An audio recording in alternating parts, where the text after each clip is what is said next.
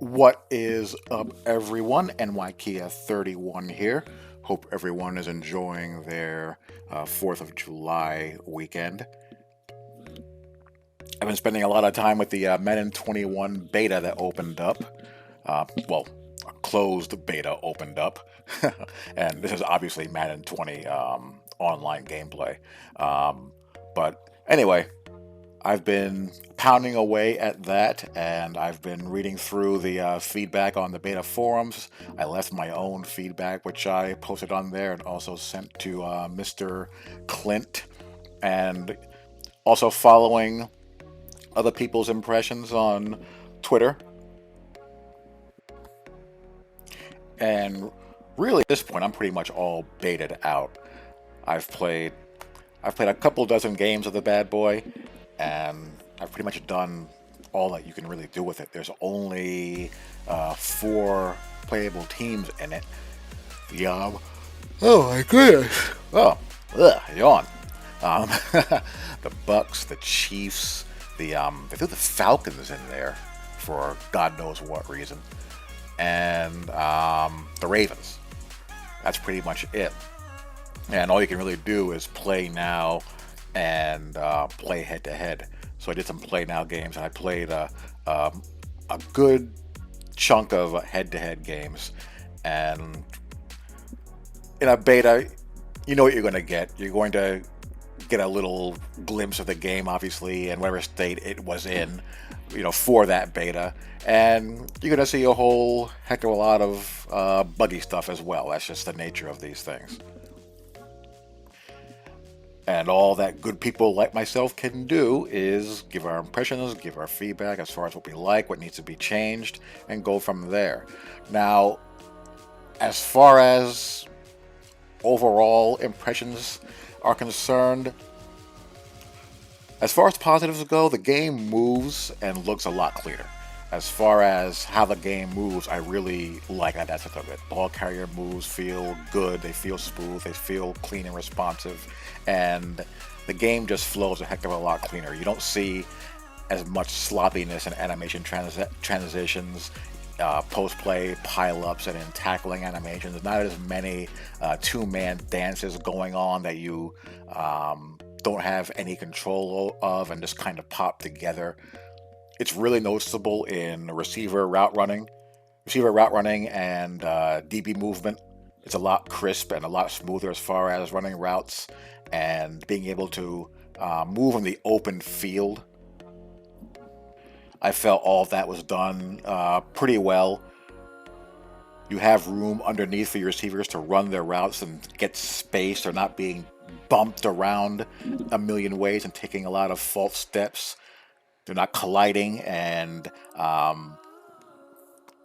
being pushed wide and out on unders, shallow crosses, and whatnot. You can actually run mesh shallow cross. You can actually run wide cross. You have space to run quick passing game concepts like stick that you couldn't really run because of those things. Not seeing near as much as those false steps and forced animations, and that applies to the DBs as well. CBs transitioning from press, cover 3, and quarters alignment. You don't have that two-handed chuck and stop animation anymore.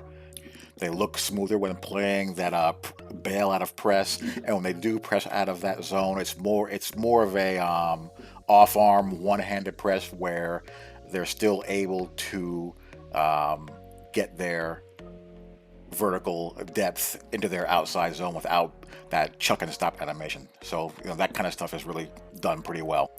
Ability pass rushers.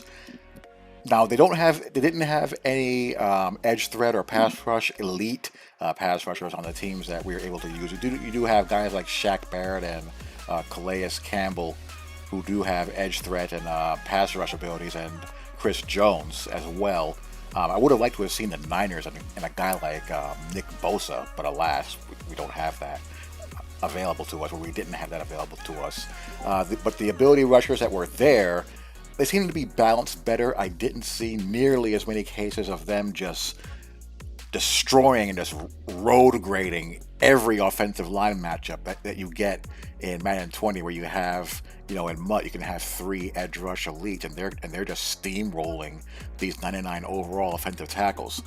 It it felt a lot more balanced as far as that is concerned. User pass rush did feel pretty potent. I played a couple of guys who tried to do the user pass rush with pass rushers with abilities, and that felt strong. And that came as no surprise to me at all. If they were advertising that, you know damn well it's something that's going to be pretty user friendly, and it was. I had to pretty much slap a double team on them, or else they came storming on through.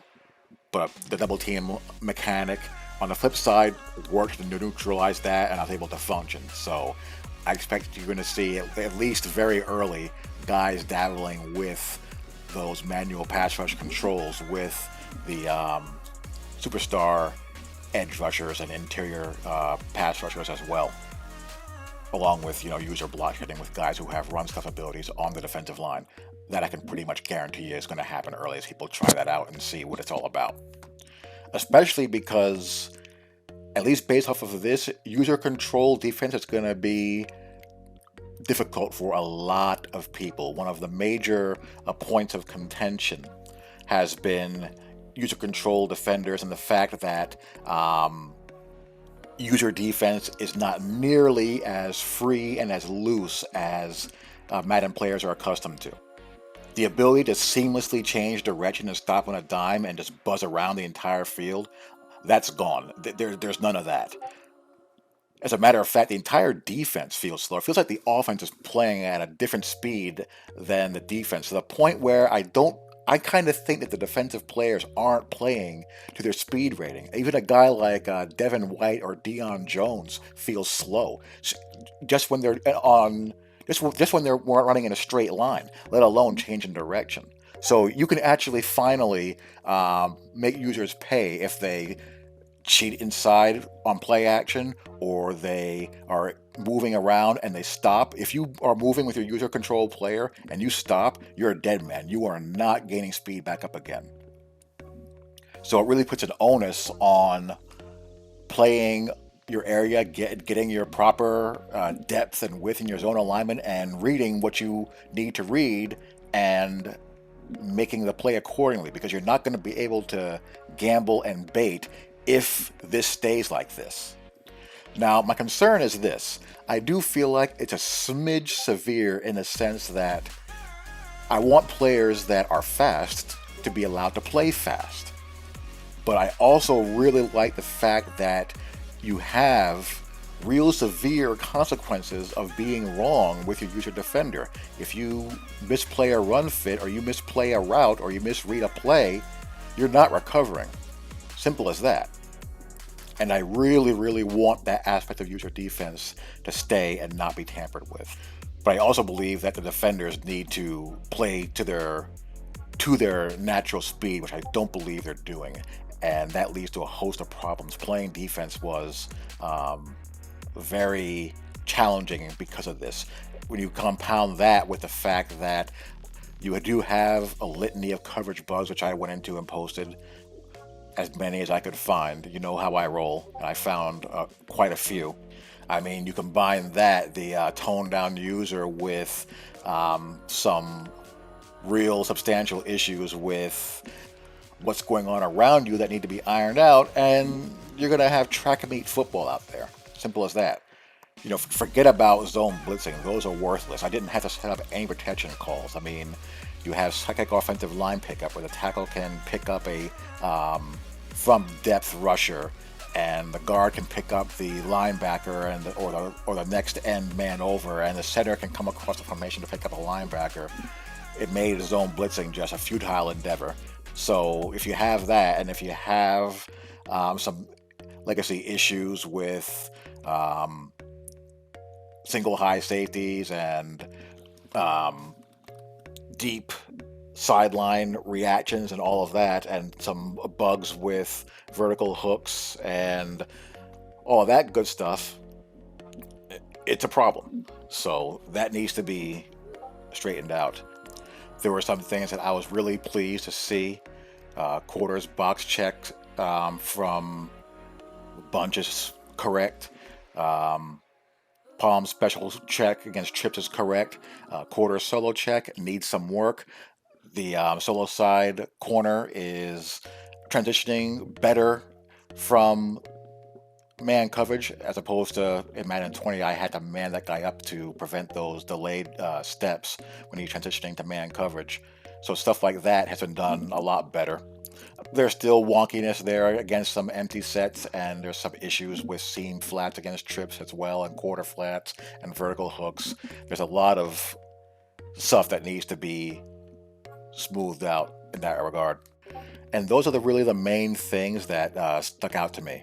I think if they can iron that out and get the speed and the reactions of the defense more in balance with the offense, I think we'll be in pretty good shape.